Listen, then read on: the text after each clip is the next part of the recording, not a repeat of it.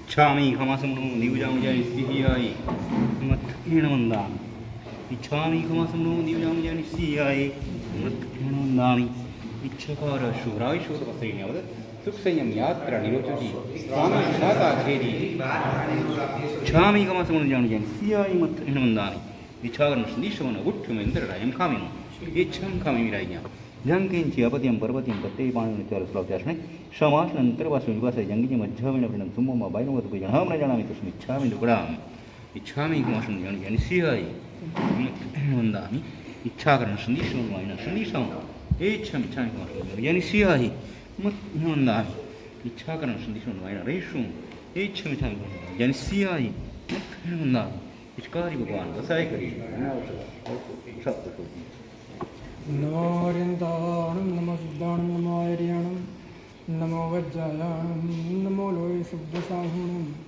हे सौ पञ्चनमुक्कारो सौ पावपणासनमङ्गलाणं च सव्वेसिं परमहं हवै मङ्गलं नमो दुर्वाररागादिभैरिवारनिवारणे अर्हते योगिनाथाय महावीराय तायिने पन्नगे च सुरेन्द्रे च कौशिके पादसंस्पृशि निर्विशेष मनस्काय श्रीवीरस्वामिने नमः।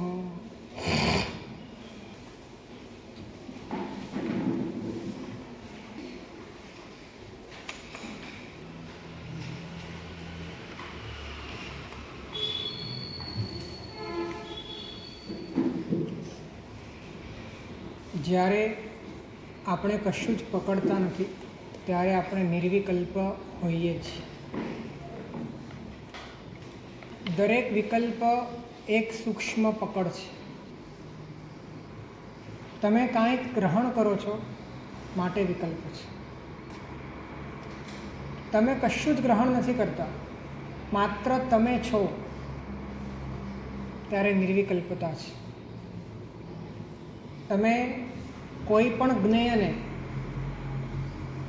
યા હું રૂપે યા મારા રૂપે યા સારા કે ખરાબ રૂપે તમે એને ગ્રહણ કરો છો, તમે એનો સ્વીકાર કરો છો. એ જ વિકલ્પમાં કન્વર્ટ થાય છે. આનું જ નામ પકડ છે. કોઈ પણ જાતની જ્ઞેય સંબંધી તમારા ભીતરમાં ઊભી થયેલી પકડ એ વિકલ્પ બને છે. કોઈ જ પકડ નથી તો માત્ર તમે છો અને દુનિયા છે. દુનિયા દુનિયામાં છે અને તમે તમારામાં છો. ત્યાં નિર્વિકલ્પતા આવી. પણ જ્યારે તમને જણાતા પદાર્થોમાં તમે કોઈ પણ સૂક્ષ્મ પકડ ઊભી કરી, મગજ ચલાવ્યું, બુદ્ધિ ચલાવી, એની સાથે બંધન ઊભું થવા માંડ્યું. નહીં તો તમે નિર્બંધ છો. જ્યારે તમે આ વિકલ્પો કરો છો એ સમયે પણ તમારી નિર્વિકલ્પ સ્થિતિ તો હાજર જ છે, પણ તમે વિકલ્પોમાં છો. તમારી મૂળ હયાતી એ નિર્વિકલ્પ સ્વરૂપે હાજર છે, પરંતુ તમે એ સ્થિતિને ચૂક્યા અને તમે કોઈ બહારની વસ્તુને પકડવા ગયા એટલે વિકલ્પો તમે ઊભા કર્યા. અને પકડ જેવી છૂટે છે તો વસ્તુનું જેવું સ્વરૂપ છે એવું સ્વરૂપ અનુભવમાં આવે છે અને એ તો નિર્વિકલ્પ છે. તો પકડ છોડવા માટે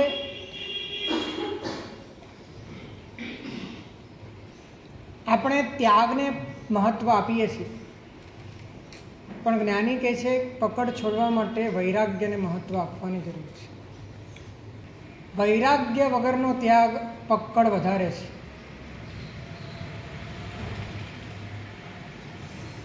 વૈરાગ્યની પ્રધાનતાથી ત્યાગ થવો જોઈએ.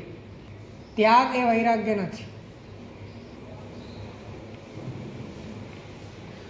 વૈરાગ્યનો એકદમ સચોટ અર્થ છે કે તમને બધું જ પર લાગવું. પરત્વનું વેદન એ વૈરાગ્ય છે. તમે જેની સાથે જોડાયા છો, જે નામ સાથે, રૂપ સાથે, આકાર સાથે, શરીર સાથે, સંબંધ સાથે, સ્વજન સાથે, એ તમામ પદાર્થો એ તમારી ચેતના નથી, એ તમારી હયાતી નથી, એ તમારું અસ્તિત્વ નથી, એ ક્યારે પણ અસ્તિત્વ રૂપે થઈ શકે તેવું પણ નથી. આવી ત્રણેય કાળ અબાધિત ભિન્નતા તમને સમજાય અને એના કારણે કેવળ ચેતનાનો મહિમા વધે અને બાકી બધું જ પરાયું પરાયા તરીકે સમજાય, એનું નામ વૈરાગ્ય છે. સહેજ પણ સંબંધ ભાસ્યો ત્યાં વૈરાગ્યની હાનિ થઈ.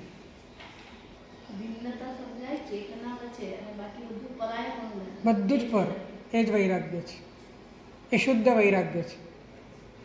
એ પર નથી લાગતું માટે બીજા પાપડ પેલવા પડે છે, પછી તિરસ્કાર કરવો પડે છે. વૈરાગ્ય લાવવા માટે તિરસ્કાર ઊભો કરવો પડે છે. અને તિરસ્કાર તમે એ પર લાગે એ માટે કરતા હો ત્યાં સુધી બરાબર છે, પણ પર લગાડવું નથી અને તમે તિરસ્કાર પણ કરો છો ત્યારે તિરસ્કાર એટલે આપણે વૈરાગ્ય શતક અને ઇન્દ્રિય પરાજય શતક વગેરેમાં અથવા તો આપણા ઘણા બધા વૈરાગ્યના ગ્રંથોમાં જે પણ ઉપમાઓ અથવા તો જે પણ અલગ અલગ આયામો બતાડ્યા છે, એના માધ્યમે ભય અથવા દ્વેષ વિષયો પ્રત્યે ઊભો કરવામાં આવે છે. અને એટલા માટે ઊભો કરવામાં આવે છે કે તને એન્ડ મુમેન્ટ ખ્યાલ આવે કે આ બધું પર છે. હવે પર તરીકે જોવું નથી અને દ્વેષ ઊભો કરીએ છીએ. પર તરીકે જોવાની તૈયારી નથી અને આવી રીતે બહારથી દ્વેષ ઊભો કરીએ છીએ ત્યારે ભીતરમાં વિસંવાદ ઊભો થાય છે. પરિણામે દ્વેષના કારણે ત્યાગ થાય છે, પણ ભીતરમાં વૈરાગ્ય ઊભો થતો નથી. અને વૈરાગ્ય વિનાનો ત્યાગ રાગ વધારે છે.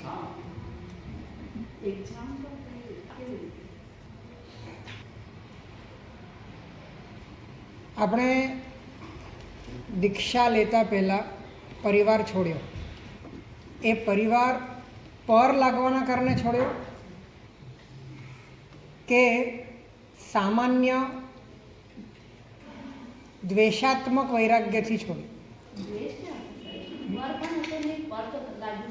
પર નથી લાગ્યું છતાં તમે છોડ્યું છે ત્યારે ક્યાંક ને ક્યાંક ભીતરમાં આપણને જે પણ શિક્ષા મળી કે આ માતા પિતા અનંત જન્મમાં અનંતી વખત થયા છે વગેરે વગેરે જે પણ આપણી પ્રણાલિકા છે એ પ્રમાણે એ ટિપિકલ બહુ પ્રારંભિક અને દ્વેષાત્મક વૈરાગ્યની ભૂમિકામાં વજનો તો છૂટી ગયા એટલે ત્યાગ થઈ ગયો. છોડવા જેવા લાગ્યા નહોતા પણ આ લેવા જેવું લાગ્યું. આ લેવા જેવું લાગ્યું એમાં પણ પરનું પર તરીકેનું ભાન કહેવાનું, પરનું અને સ્વનું સ્વ તરીકેનું પણ લક્ષ્ય ક્યાં લક્ષ્ય ન હતું. એટલે થયું છે અને એની માટે દીક્ષા લેવી છે. બસ તો બને છે એવું કે જ્યાં પરત્વનું વેદન નથી ત્યાં જે ત્યાગ થાય છે એ ત્યાગ આગળ જતાં પહેલાં જેટલો રાગ નહોતો એટલા વિશેષ રાગ તરીકે ફલિત થાય છે. કદાચ એના એ પાત્ર પણ રહે અને કદાચ પાત્ર બદલાય, પરંતુ ભીતરમાં તો એ વાત તો ઊભી જ રહે. આવું દરેક વાતમાં સમજી લે. એક દ્રષ્ટાંત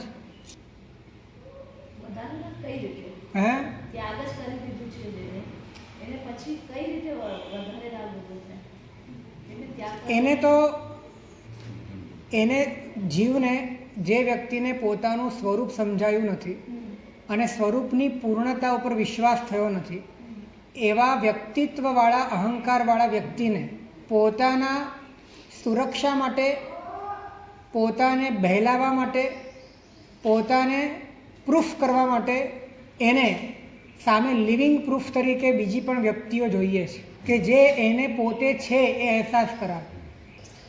આત્મજ્ઞાનીને આવા અહેસાસ માટે બીજા વ્યક્તિની જરૂર નથી, પરંતુ અહંકાર ગર્ભિત જ્યારે તમારું જીવન હોય છે ત્યારે તમારા જીવનમાં તમે છો એવી પ્રતીતિ માટે લિવિંગ પ્રૂફ આપનાર બીજી વ્યક્તિની પણ જરૂર તમને પડે છે. હવે સ્વજનો છોડી દીધા તમે, તો અહીંયા આવ્યા પછી મારું કોણ છે એનો એક દાયરો નક્કી થાય છે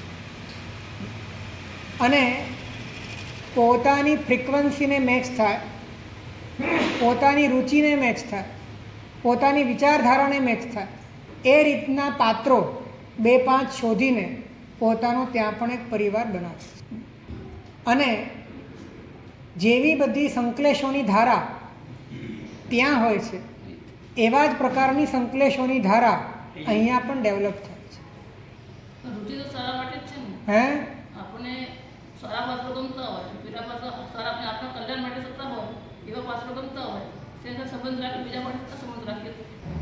સંબંધ હોવો જોઈએ, પરંતુ એ સંબંધ અંતર્મુક્તાના માર્ગ માટે સહાયક બનવો જોઈએ. પરંતુ અંતર્મુક્તાની કોઈ વાત જ નથી અને બહિર્મુક્તા અકબંધ છે, ત્યારે જે શિફ્ટિંગ થયું એ માત્ર પાત્રોનું શિફ્ટિંગ થયું છે, પોતાની ભીતરી વાસનાઓનું કોઈ રૂપાંતરણ થયું નથી. એની સાથે ઉચિત આચરણ તો કરવું પડે ને થોડું. ઉચિત આચરણ બધાની સાથે કરવાનું, અને જે તમારી ધારામાં વધારે અંતર યાત્રામાં સહાયક બને એવા કલ્યાણ મિત્રો પણ હોવા જોઈએ. પરંતુ પ્રશ્ન એ છે કે અંતરયાત્રા છે ખરી? પરિણામે આપણો ત્યાગ, જેમાં વૈરાગ્યની ઝલક નથી, જેમાં વૈરાગ્યની વાસિતતા નથી, એ બધો જ ત્યાગ માત્ર વિષયાંતર કરાવીને આપણને બીજી જગ્યાએ શિફ્ટ કરે છે. એટલે વૈરાગ્ય એ પર છે એવા ભાનમાંથી, વેદનમાંથી પ્રગટે છે. અને પરની વાત એ સ્વને સાપેક્ષ છે. જ્યાં સુધી સ્વની વાત સ્થિર નહીં થાય, ચેતનાની વાત, જ્ઞાન સ્વરૂપની વાત, આત્મતત્વની વાત કેન્દ્રમાં નહીં આવે, ત્યાં સુધી કોના આધારે તમે પરનું વિભાજન કરશો? પરનું વિભાજન કરવા માટે પણ સામે સ્વ જોઈશે. સ્વ હશે તો પર આવશે, અને પર લાગશે તો વૈરાગ્ય આવશે, અને વૈરાગ્ય આવશે તો તમારા ભીતરમાં અંતર્મુક્તા એ તમને સમસ્ત પર પદાર્થોની પકડમાંથી છોડાવી શકે અને નિર્વિકલ્પતા તરફ લઈ જશે. પણ એક વખત આપણે એમ કીધું હતું ને સાહેબ કે આપણે આત્મતત્વ અત્યારે કંઈ બોલવાનું નહીં, માત્ર ને માત્ર આત્મતત્વ એને ચેતના રૂપે સમજવાનું. આત્મ શબ્દ બોલવાથી કે આત્મતત્વ બોલવાથી તમે કલ્પનામાં ચડી ન જાઓ, એટલા માટે આપણે ના પાડીએ છીએ. આપણે કીધું કે જે પર છે ને એનાથી તમે વિરક્ત થતા જાઓ, પછી સ્વ ઓટોમેટિક પછી આવી જ જશે ને. હા, સ્વ આવી જ જશે. પ્રક્રિયા જ્યારે કરીએ ત્યારે આ રીતે જ કરવાનું. પરંતુ જ્યારે ચિંતન કરીએ છીએ, જ્યારે લક્ષ્ય આપણે કેળવીએ છીએ, ત્યારે એ લક્ષ્યની આપણા ભીતરમાં એક સ્પષ્ટતા અને જાગૃતિ હોવી જોઈએ કે મારું અભિન્ન સ્વરૂપ, જ્ઞાન સ્વરૂપ એ જ મારું અસ્તિત્વ છે, અન્ય કોઈ મારું અસ્તિત્વ નથી. જ્યારે પ્રક્રિયા કરવા બેસો ત્યારે તમે એને પકડવા ન બેસો, ત્યારે તમે માત્ર ડિટેચ થાઓ, પરંતુ તમારા ભીતરમાં લક્ષ્ય તરીકે જ્ઞાન સ્વરૂપ અસ્તિત્વની પ્રતિષ્ઠા હોવી જોઈએ, સતત હોવી જોઈએ. વિસ્મરણ કરવું જ હોય તો પોતાનું કરો, પોતાના સ્વરૂપનું નહીં. હે, વિસ્મરણ કરવું જ હોય તો પોતાનું કરો, આઈડેન્ટિટી. એટલે કે તમે જે કૃત્રિમ બનેલા છો, તમે જે અત્યારે જીવી રહ્યા છો, અત્યારે તમે જે પોતાને અનુભવી રહ્યા છો, અત્યારે જે તમે પોતાને માની રહ્યા છો, એનું સર્વથા વિસ્મરણ કરી નાખો. એ વિસ્મરણ એ જાગૃતિ છે. પોતાના વ્યક્તિત્વનું વિસ્મરણ કરવું એ જાગૃતિ છે. અને કાં તો પોતાના સ્વભાવનું સ્મરણ કરવું એ જાગૃતિ છે. બે જ ઉપાય છે, કાં આત્મસ્મરણ કાં આત્મવિસ્મરણ. બે જ ઉપાય છે, કાં તો આત્મસ્મરણ, કાં તો પોતાના સ્વભાવભૂત આત્માનું સ્મરણ કરો, અને કાં તો વૈભાવિક આત્માનું સંપૂર્ણ વિસ્મરણ કરો. અપ્પાણમ વોશિરામી શું છે? સંપૂર્ણ વિસ્મરણ. પોતાના પૂતગલોના અને કર્મોના આધારે બનેલા વૈભાવિક અસ્તિત્વનો, વૈભાવિક વ્યક્તિત્વનો, એની સાથેનો સંપૂર્ણ કટ ઓફ પોતાના ભીતરમાંથી વિસ્મરણનો જે શૂન્ય, એક વેક્યુમ ઊભો થાય છે, એક શૂન્યતા ઊભી થાય છે, એ અપ્પાણમ વોશિરામી. આપણે લોગસ્તર બોલીએ છીએ, પોતાનો બોધ તો રહે છે ને, આપણે જ બોલી રહ્યા છીએ લોગસ્તર બોલી રહ્યા. હકીકત એ છે કે લોગસ્થ એ પણ એ ભૂમિકા પર જઈને બોલવાનો છે કે જે ભૂમિકામાં તમે નથી.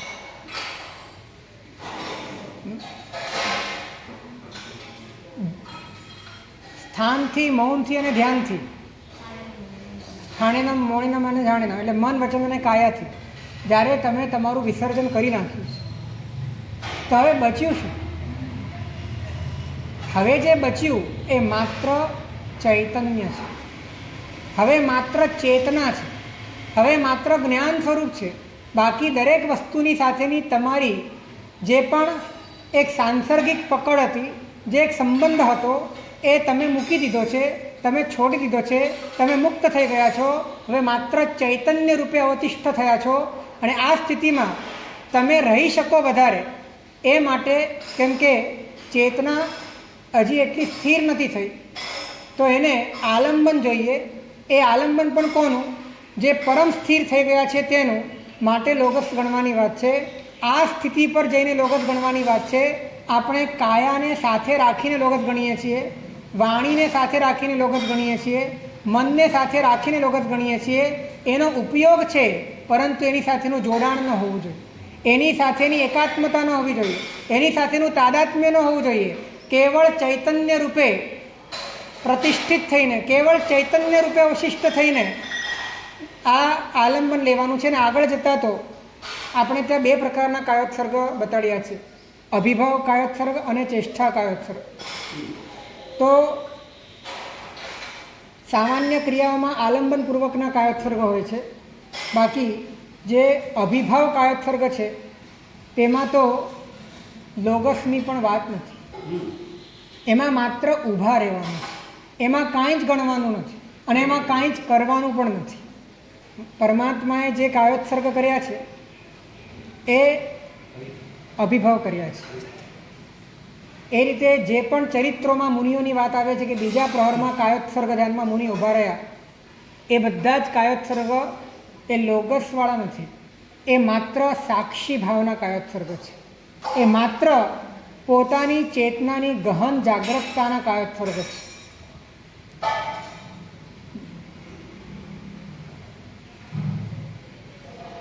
તો 100 વાતની એક વાત છે કે આપણી પકડ એ જ આપણો વિકલ્પ,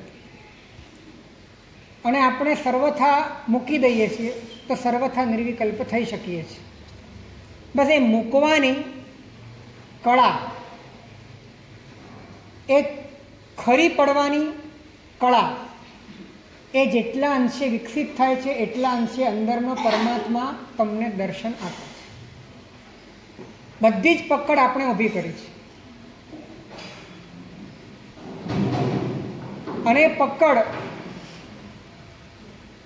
એને ઓગાળવાનો એક ઉપાય છે કે પકડ માત્ર જ્યારે જ્ઞેય રૂપે દેખાય ત્યારે ઓગળવા લાગે છે.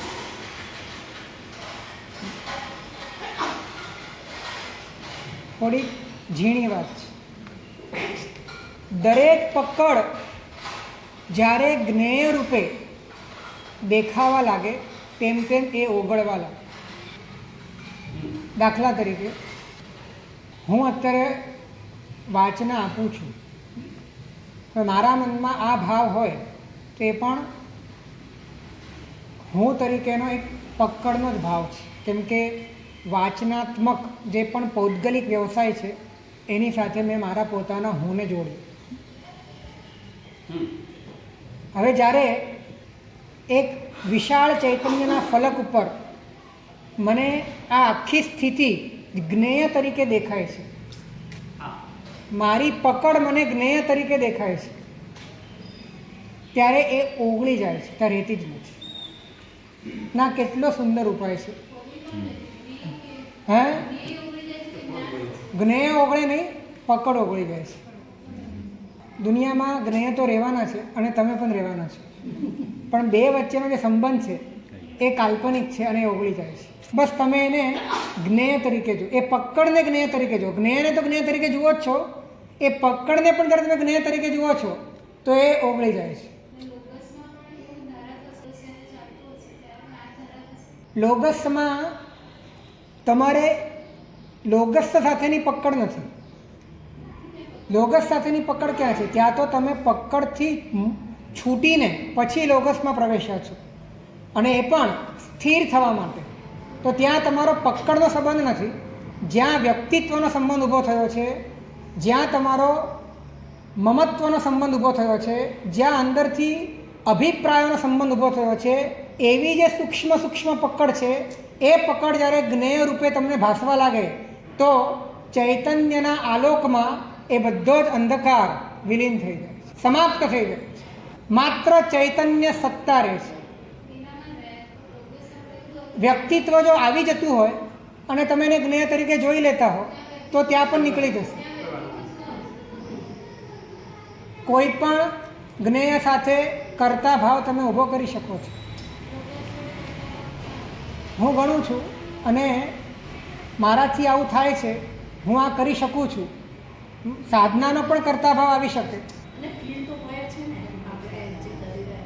કરો છો એની ફીલ હોય જુદી વાત છે, કરો છો એનું જ્ઞાન હોય તે જુદી વાત છે, પરંતુ એની હુંના ફોર્મમાં જે રૂપાંતરિત થાય એ પકડ છે.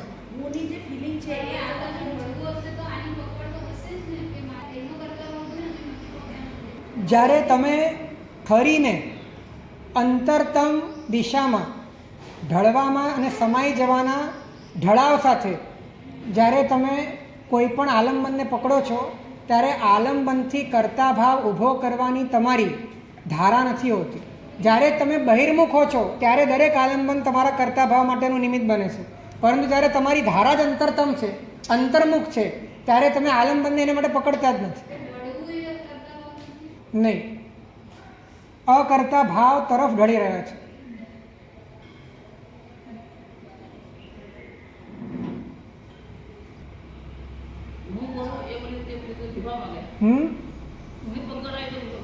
જ્યાં પણ હું આવ્યું, મારું આવ્યું, સારું આવ્યું, ખરાબ આવ્યું. જેટલા પણ મોહનીયના 26 ભેદ છે ને એને તમારે સમાવા હોય તો આ 4 શબ્દમાં સમાવાય છે.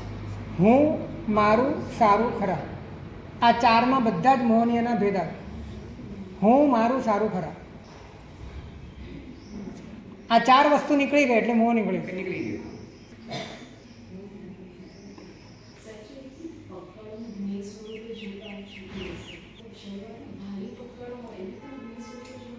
નહીં, જ્યારે જ્ઞાતા તરીકેની સ્થિતિ જ તમારી ડામાડોળ છે, જ્યારે ચૈતન્ય સત્તાનો આવિર્ભાવ જ તમને બરાબર સમજાતો નથી, જ્યારે જોવાની સ્થિતિ તમારી નિર્મળ નથી, તમે જોઈને સમાવાની દિશામાં ઢળવાની જગ્યાએ જોતાં જોતાં પકડની દિશામાં ઢળી પડો એવી તમારી હાલત છે, ત્યારે તો તમારે ભાવનાઓનો સહારો લેવો જોઈએ, ત્યારે તમારે ચિંતનનો સહારો લેવો જોઈએ, ત્યારે તમારે વૈરાગ્યનો સહારો લેવો જોઈએ.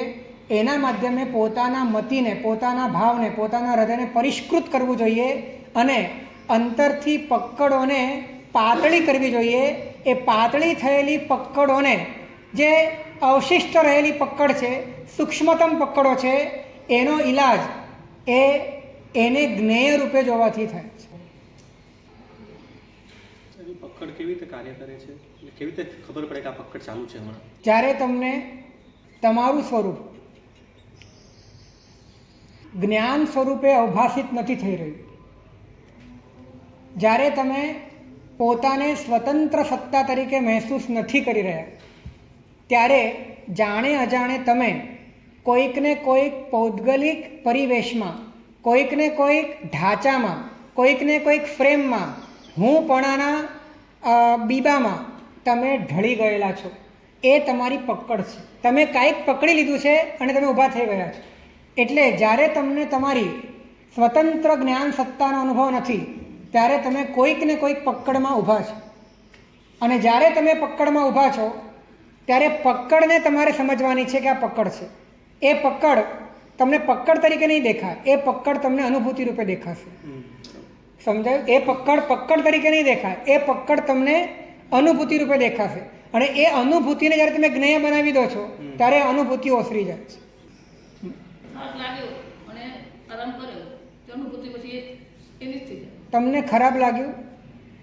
ખરાબ નથી લાગતું. નહીં, શું થઈ જાય? ખરાબ લાગ્યું તો એ એક તો ખરાબ લાગ્યું એ અનુભૂતિ છે, અને જેને લાગ્યું એની પણ અનુભૂતિ છે. બરાબર ને? ખરાબ લાગ્યું એની પણ અનુભૂતિ છે, જેને ખરાબ લાગ્યું એની પણ અનુભૂતિ છે. અને આ બંને પકડ છે. હવે આપણે જ્યારે પણ આવું લાગે છે ત્યારે દ્રષ્ટિ ક્યાં કરીએ છીએ? જેના તરફથી ખરાબ લાગે છે એના તરફ દ્રષ્ટિ કરીએ છીએ.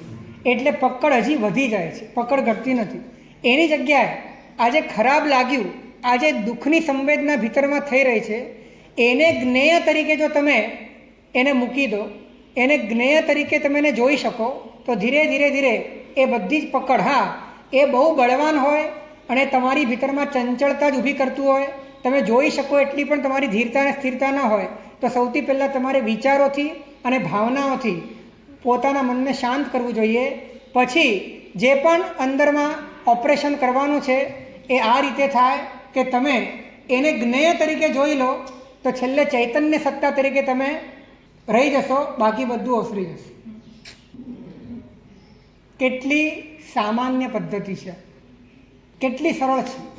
24 કલાક તો આપણે એવા કોઈ મહાક્લેશમાં તો જીવતા નથી કે જ્યાં આપણે સતત આપણે કોઈ વિચારણા જ કરવી પડે કે ચિંતન જ કરવું પડે. 24 કલાકમાં ઘણો ગાળો એવો હોય છે જ્યારે આપણે નોર્મલ હોઈએ છીએ, જ્યારે આપણે એક એવરેજ સ્થિતિમાં હોઈએ છીએ, અને ત્યારે આપણે કોઈકને કોઈક હુંની પકડ, કોઈકને કોઈક મારા પ્રાણી સારા પ્રાણી આંતરિક પકડો લઈને બેઠા હોઈએ છીએ. એ વખતે જો આપણે એ પકડોને, એ અનુભૂતિને જ્ઞેય તરીકે જોઈ શકીએ, ત્યાં જ ચૈતન્ય સત્તાનો આવિર્ભાવ થઈ ગયો. માત્ર જ્ઞેય રૂપે જોવા છે. કેમ કે એનાથી થશે શું? અત્યારે તમારું પૂરેપૂરું ઢળાવ, પૂરેપૂરું તમારું બ્લેન્ડિંગ, તમારું એકત્વ એ પકડવાળી અનુભૂતિમાં સમાયેલું છે. આ હું, એ હુંમાં જ તમે સમાયેલા છો. જ્યારે તમે જુઓ છો એને, ત્યારે તમે એમાંથી નીકળીને જોનારી એવી જે ચૈતન્ય સ્થિતિ છે એમાં તમે પૂરેપૂરા સમાઈ જાઓ છો, તો એ અનુભૂતિ જ ત્યાં રહેતી નથી અને તમે મુક્ત થઈ જાઓ છો.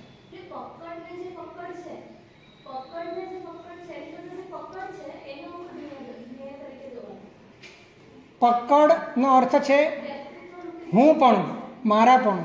એ જે અનુભૂતિ છે એ જ પકડ છે. એ પકડમાં જે પકડાયું છે એ તો જ્ઞેય છે.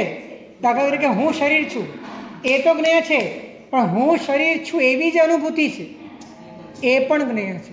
અને એને જ્યારે તમે જ્ઞેય તરીકે જુઓ છો, ત્યારે જોનાર શરીર નથી, ત્યારે જોનાર શરીર તરીકેની અનુભૂતિ પણ નથી. ત્યારે જે જોનાર છે એ માત્ર ચૈતન્ય સત્તા છે.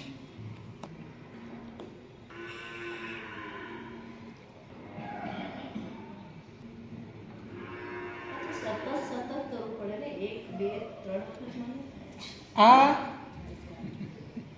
જ્યારે તમે નવરા ન હો ત્યારે તમારે આ કામ કરવાનું છે.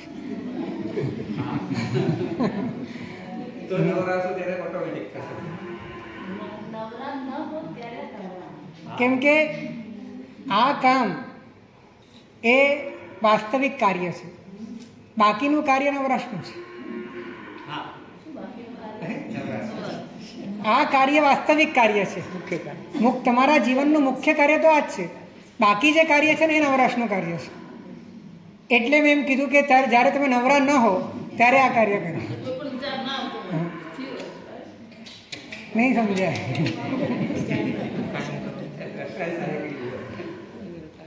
એટલે કે આખો દિવસ આ જ કાર્ય કરવાનું છે. જ્યારે તમારે આમાંથી બહાર નીકળવું પડે છે એ તમારો નકામો સમય છે, એમ મારે કહેવું છે. એ તમારો નકામો સમય છે. બાકી તમારે આખો દિવસ આ જ કાર્ય કરવાનું છે. આમ ફરી ફરી આવૃત્તિ કરતા જાઓ તો દરેક આવૃત્તિ તમારી શુદ્ધ થતી જાય. એટલે ખાતા પીતા લેતા બેસતા ઉઠતા સૂતા બેસતા ઉઠતા રે ચાલતા કરતા કામ ખીમા વિજય તેને સાંભરે રે સર્યાંશનાથ ભગવાનના સ્તવનમાં આવે છે. એ બધી વાતો મૂળ તો આ જ વાત કહેવા માંગે છે. સમયે સમયે 100 વાર સંભાળું તુજસું લગણી જોર રે. મહાપુરુષોએ આ જ વાતને સ્તવનના સંબંધમાં અને ભક્તિના સંબંધમાં કીધી છે, પણ વાત તો આ જ છે. તો નાની નાની આવૃત્તિઓ વારંવાર રિપીટ કરવી જોઈએ.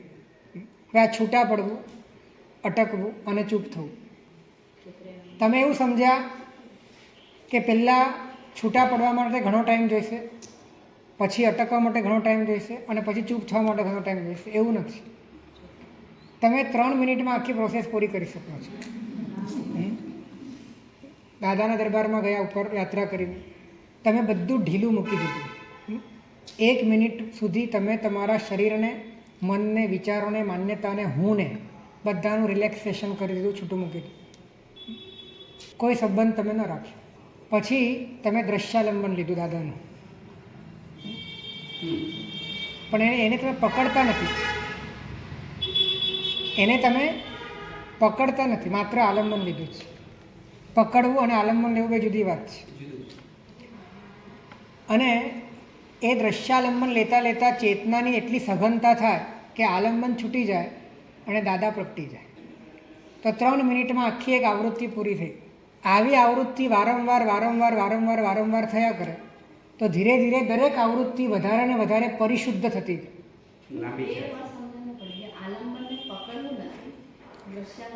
પકડવાનો અર્થ એ છે કે આલંબનમાં તમારી ચેતના એ રીતે જોડાવી ન જોઈએ કે તમારો કર્તા ભાવ પેદા થાય, તમારી એક્ટિવિટી ક્રિએટ થાય. તમારા ભીતરમાં એક ભક્ત તરીકે પણ તમે ઊભા રહો એ રીતે તમારે જોડાવાનું નથી. પરંતુ તમારી ચેતના એ સમગ્રપણે એ મૂર્તિમાં કે આલંબનમાં કેન્દ્રિત થવાના કારણે ચેતના પાસે હવે આના સિવાય કશું જ બચ્યું જ નથી.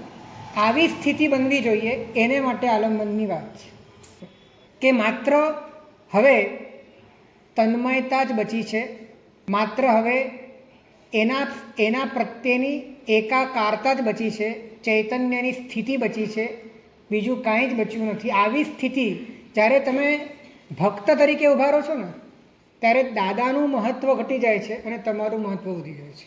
ભક્તો ક્યારે ભક્ત તરીકે ઊભો રહેતો જ નથી. ભક્તો ક્યારે ભક્ત તરીકે ઊભો રહેતો જ નથી. એ તો શૂન્ય થઈ જાય છે ત્યારે જ એને ભક્ત કહેવાય છે. બધી ક્રિયા ચોરીમાં થાય કે કદો લેતા રહેતા થાય. બધામાં પોતાના ભીતરમાં સમાયા વિના અને પરથી છૂટા પડ્યા વિના આ શક્ય જ નથી. ત્રણેય કાળમાં શક્ય નથી. કદો લેતા તો શું વિચાર કાજો લેતા લેતા આપણે શું કરીએ છીએ ખબર છે? કઈ ક્રિયા કરતાં કરતાં એને કેવળ જ્ઞાન થયું અથવા તો એને સમ્યક દર્શન થયું તો આપણે પણ વિચારીએ કે આપણે પણ એવું કરીએ તો આપણને પણ થઈ જાય. એકચ્યુઅલી હવે ઇલાચી પુત્ર દોરડા ઉપર નાચ્યા હતા અને નાચતા નાચતા કેવળ જ્ઞાન થયેલું તો આપણે પણ નાચશું તો શું કેવળ જ્ઞાન થઈ જશે? એકચ્યુઅલી બહારની પરિસ્થિતિ, બહારની ઘટના, બહારનો એનો આકાર, બહારની એની ક્રિયાકલાપ કે ચેષ્ટા એ બધાની જુદી જુદી હોય, પણ અંદરનો જે માર્ગ છે, અંદરનું જે પરિણામ હોય એ બધાનું એક સરખું જ હોય. પરથી છૂટવું અને સ્વમાં સમાન આવી જાય. કોઈ પણ જગ્યા પર આવી જાય, કોઈ પણ જગ્યા પર આવી જાય. એને માટે કોઈ ક્ષેત્ર નડતું નથી. એ ગંગા નદીમાં ભાલાની અણી પર પણ આવી જાય, એ ચામડા ઉતારે ત્યારે પણ આવી જાય, એ મેરુ પર્વતની ટોચ ઉપર પણ આવી જાય, એ લવણ સમુદ્રમાં પણ આવી જાય, એ માથા ઉપર ચામડાના પાટા બાંધ્યા હોય ત્યારે પણ આવી જાય, અને અંગારા શેકાતા હોય ત્યારે પણ આવી જાય. કોઈ પણ દ્રવ્ય ક્ષેત્ર કાળ એને માટે બાધિત નથી. ફક્ત તમારી પાસે કળા હોવી જોઈએ કે એ સ્થિતિમાં તમે પહોંચી જાઓ.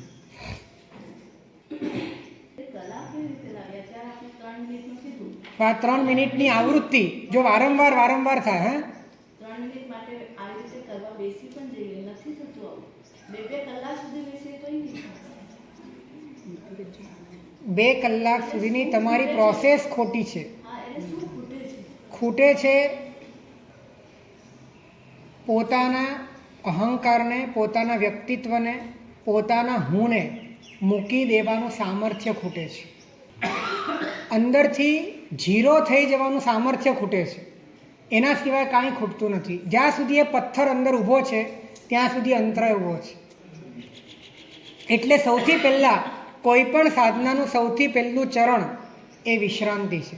તમે બેસો, બેઠા પછી આમ સીધા તમે ધ્યાનમાં ન જઈ શકો. એક સિદ્ધ યોગી હોય એ તો 24 કલાક ધ્યાનમાં હોય, પણ એક પ્રારંભિક અભ્યાસી છે એને સૌથી પહેલાં વિશ્રાંત થવું જોઈએ. અને વિશ્રાંત થવાનો અર્થ એ છે કે એને એટલું બધું ઢીલું મૂકી દેવું જોઈએ પોતાનું આંતરિક તંત્ર, માત્ર શરીર નહીં, શરીર તો ઢીલું મુકાઈ જ જાય. આંતરિક તંત્ર જેને પોતે હું માનીને બેઠો છે, મારું માનીને બેઠો છે, પોતાના સંબંધો છે, પોતાની માન્યતાઓ છે, એ બધી જ બાબતને લઈને પોતે ઝીરો થઈ જાય, મરી જાય, એક હદે મરી જાય, અંદરથી પોતે નથી, અભાવની સ્થિતિ પર પહોંચી જાય, ત્યારે વિશ્રાંતિ આવે છે, પરમ શાંતિ અને ઉપશાંતતા આવે છે. એ તમને અંતર્મુખ થવામાં બહુ મદદ કરે છે. જ્યાં સુધી તમે વિશ્રાંત નથી થતા ત્યાં સુધી અંતર્મુખ થવાની સ્થિતિ તમારી બહુ ડામાડોળ હોય છે. આપણે સીધું જ ધ્યાન કરવા બેસી જઈએ છીએ પોતાને કાઢ્યા વગર, પોતાને સાથે રાખીને. હવે પોતે ધ્યાનનો તો શત્રુ છે, એ તો ધ્યાનમાં ઉપદ્રવ કરનાર છે. એને જ્યાં સુધી હટાવો નહીં ત્યાં સુધી ધ્યાન થશે જ નહીં. શૂન્ય થયા વગર ધ્યાન થશે જ નહીં, ડિટેચ થયા વગર ધ્યાન થશે જ નહીં. એટલે સૌથી પહેલાં જે છૂટા પડવાની વાત છે, ઢીલું મૂકવાની વાત છે, છોડી દેવાની વાત છે. એક વાત ધ્યાન રાખજો, પોતાનું મૂકી દેવું બહુ સહેલું છે, પણ પોતાને મૂકી દેવો બહુ અઘરો છે. પોતાનું મૂકવું સહેલું છે, પોતાને મૂકવું બહુ અઘરો છે. મનના વિચારોને મુકાય. નહીં, પોતાને જ મૂકી દેવાનું.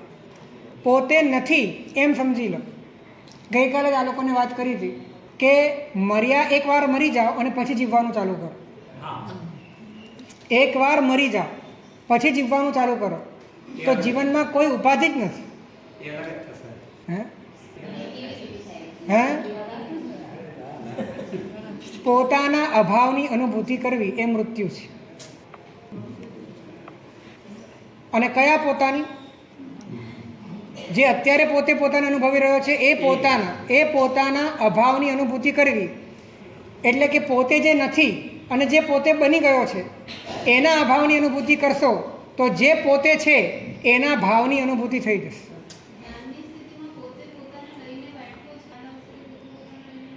જેને તમે મૂકી શકો, સમજવાનું કે તમે એને લઈને બેઠા હતા.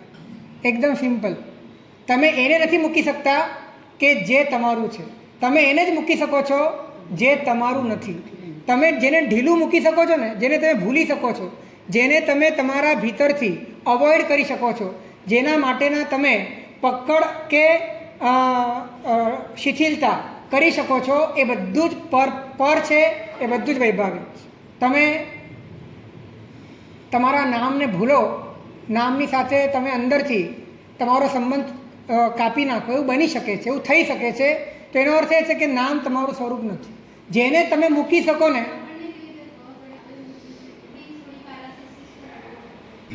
તમે પહેલાં કરો. જ્યાં સુધી તમે કરશો નહીં તો ખબર કેવી રીતે પડશે કે ખબર પડે છે કે નથી પડતી?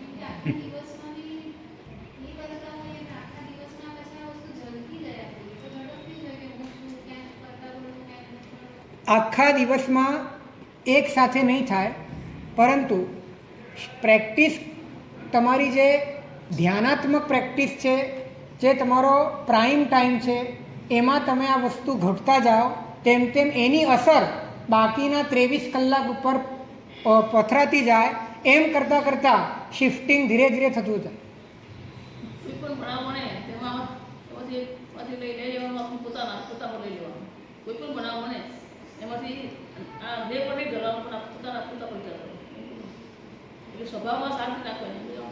વાત અત્યારે જે ચાલી રહી છે એ મુખ્ય વાત એ છે ચેતના કે આખા દિવસમાં પ્રેક્ટિસના સ્તર પર તમે વારંવાર સાધનાની આવૃત્તિને રિપીટ કરી શકો. અને એ માટે તમે શરૂઆતમાં તમે એકદમ ઊંચું પરિણામ મેળવવાની અપેક્ષા ન રાખો. શરૂઆતમાં કદાચ કાંઈ નહીં દેખાય, કંઈ સમજાશે પણ નહીં, પણ જેમ જેમ કરતા જશો તેમ તેમ ક્ષયોક્ષમ થતો જશે. નવો ઉઘાડ સમજાતો જશે, નવી નવી દિશાઓ ખુલતી જશે અને અનુભૂતિના સ્તરે પણ શુદ્ધતા આવતી જશે અને એ તમને આગળનું માર્ગદર્શન પણ કરતું જશે. ફર્સ્ટ સ્ટેપ પરફેક્ટ થાય તો જ બીજા સ્ટેપની સાથે તો જ બીજો સ્ટેપ થાય અને તો ત્રીજો સ્ટેપ થાય. જો બરાબર તમે છૂટા ન પડો તો તમે બરાબર અટકી નહીં શકો. બરાબર અટકી નહીં શકો તો તમે અંદરમાં લીન નહીં થઈ શકો. એટલે પહેલા સ્ટેપના આધારે જ બીજું સ્ટેપ છે અને બીજા સ્ટેપના આધારે ત્રીજું સ્ટેપ છે. પહેલામાં સ્થિરતા ના આવે તો આવૃત્તિમાં પહેલો સ્ટેપ જ આવૃત્તિમાં પહેલું જ કરતા રહેવાનું. કદાચ તમને એવું લાગે કે બરાબર થઈ ગયું અને તમે બીજામાં ગયા અને ત્રીજામાં ગયા, એવું બને. પરંતુ એ બીજામાં અને ત્રીજામાં જશો તો પણ તમને સંતોષ નહીં થાય. તો પણ તમને લાગશે કે કંઈક તો ખૂટે છે, કંઈક ને ઘણું બધું ખૂટે છે. તો ફરી તમે કરશો. એમ કરતાં કરતાં કરતાં કરતાં દરવાજા જે એક વાત ધ્યાનમાં રાખજો, ઉપયોગ જે દિશામાં કામ કરવાનું ચાલુ કરે એ વિષયનો સમસ્ત પ્રકાશ ધીરે ધીરે કરે. તમારો ઉપયોગ અત્યાર સુધી સંસાર તરફ, પદાર્થ તરફ, જ્ઞેય તરફ કામ કરતો હતો તો એ બાબતની બધી જ વાતો તમને સમજાવવા લાગી. એ રીતે તમારો ઉપયોગ તમારા ભીતરમાં કામ કરવાનું ચાલુ થશે તો ભીતર સંબંધી જેટલો પણ પ્રકાશ છે, ભીતર સંબંધી જેટલી પણ જરૂરિયાત છે એ બધાનો પ્રકાશ એ કરતો જશે. તો છૂટા પડવું, અટકવું અને ચૂપ થવું, આ ત્રણની આવૃત્તિ, લઘુ આવૃત્તિ 2 મિનિટમાં, 3 મિનિટમાં કરીને તમે આમ 3 મિનિટ એટલે અંતર્મુહૂર્ત તો થઈ જ જાય. 3 મિનિટમાં અંતર્મુહૂર્ત થાય કે ન થાય? જે આટલા અંતર્મુહૂર્તમાં આજ સુધીમાં અનંતા કેવળ જ્ઞાનીઓ થયા છે. તો એવું તે કેવું પરિણમન થઈ ગયું હશે કે આ પારથી પહેલે પાર 3 મિનિટમાં અંતર્મુહૂર્તમાં આમ આંખના ઝબકારામાં આખી સ્થિતિ બદલાઈ જાય. આવું બને છે. આની ઉપર વિશ્વાસ રાખવો છે. આવું બને છે, આવું થાય છે ને આવું આપણી સાથે પણ થઈ શકે છે. આ કાળમાં જેટલી પોસિબિલિટી છે એ પોસિબિલિટી સુધી જઈ શકાય છે. પરંતુ આપણી એટલી તૈયારી હોવી જોઈએ કે આપણે બધું જ મૂકવા, બધું જ છોડવા, બધું જ ઢીલું મૂકવા, સંપૂર્ણપણે મરી જવા, સમસ્ત રીતે ખતમ થઈ જવા માટે આપણે તૈયાર છીએ.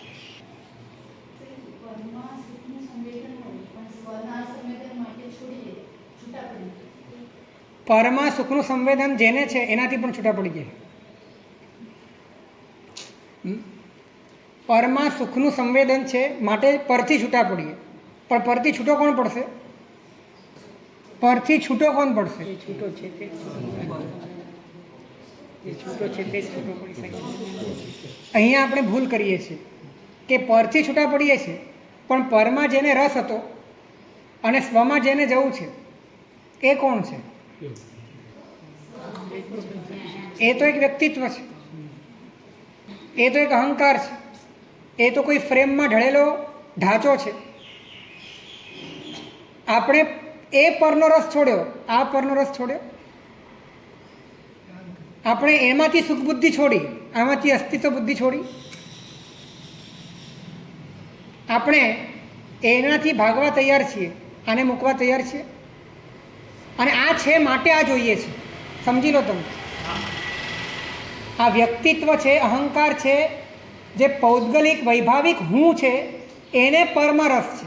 તમને પરમાં રસ નથી, તમારા સ્વરૂપને પરમાં રસ નથી. હવે તમે પરનો રસ તોડવા માંગો છો પણ જેને પરનો રસ છે એને તમે સુરક્ષિત રાખો છો. તો પરિણામ શું આવશે? પરિણામ એ આવશે દમન થશે, શમન નહીં થાય. અને દમનનું પરિણામ એ સ્પ્રિંગિંગ છે. ફરીથી તમે એ તરફ ઢળશો, ફરીથી પતન પામશો. એટલે જેને જોઈએ છે પરનો રસ તોડવા માટે પરને તો છોડવું જ પડશે. ત્યાગ વગર કામ નહીં થાય. અકૃત્વા વિષય ત્યાગમ યો વૈરાગ્યમ વિધિષ્યતિ અપથ્યમ અપરિત્યજ્ય સ રોગોચ્છેદમ ઇચ્છતિ. જે વિષયનો ત્યાગ કર્યા વગર વૈરાગ્યની વાતો કરે છે એ અપથ્યનો ત્યાગ કર્યા વગર આરોગ્યની વાંછા કરે છે.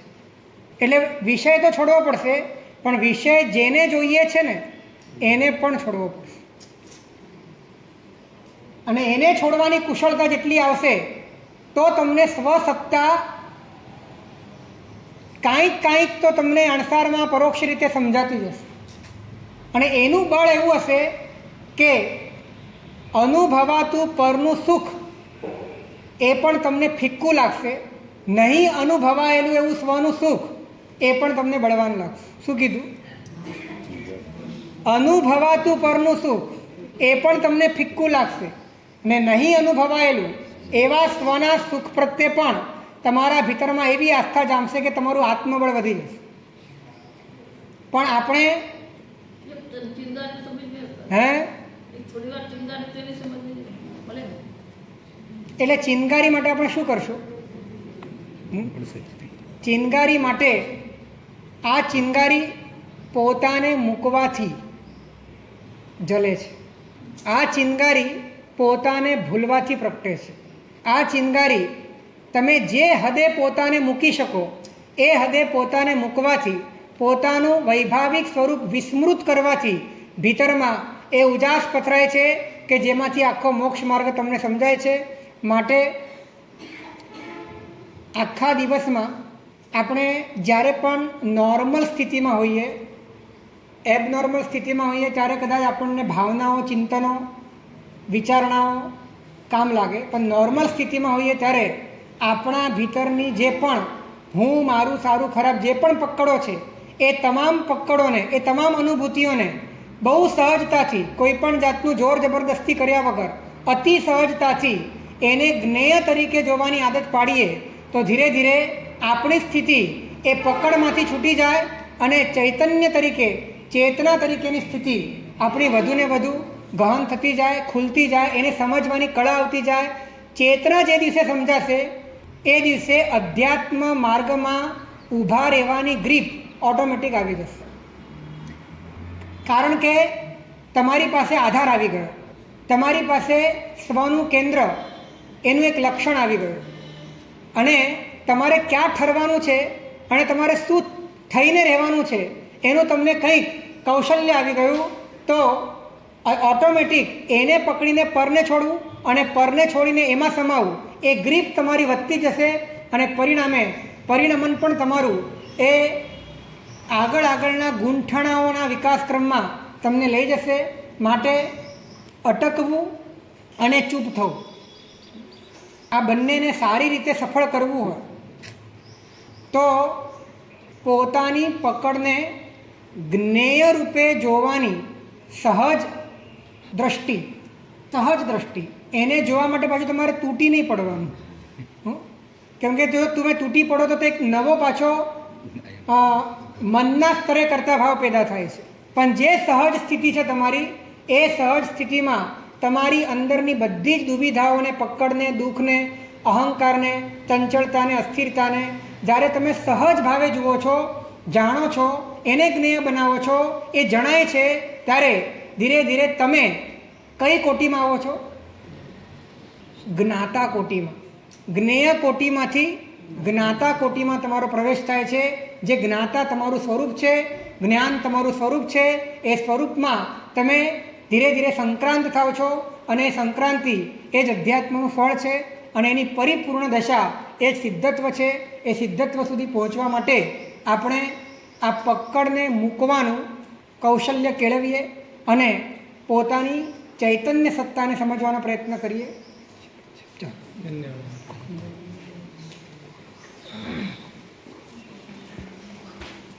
છામી કમાસમનો નિવજામજાની સી આઈ મત એણ મંદામી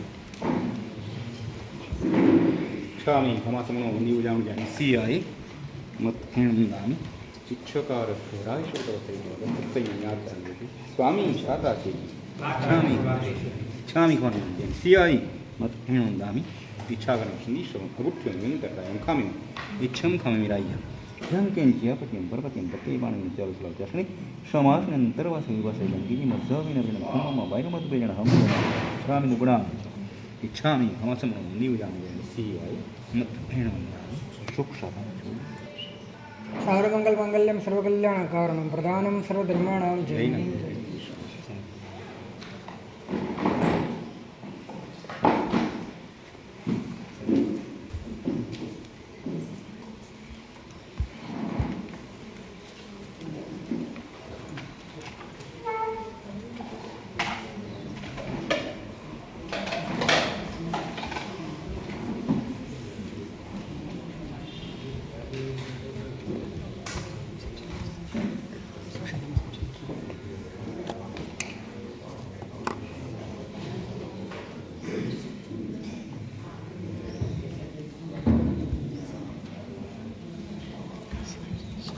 Estamos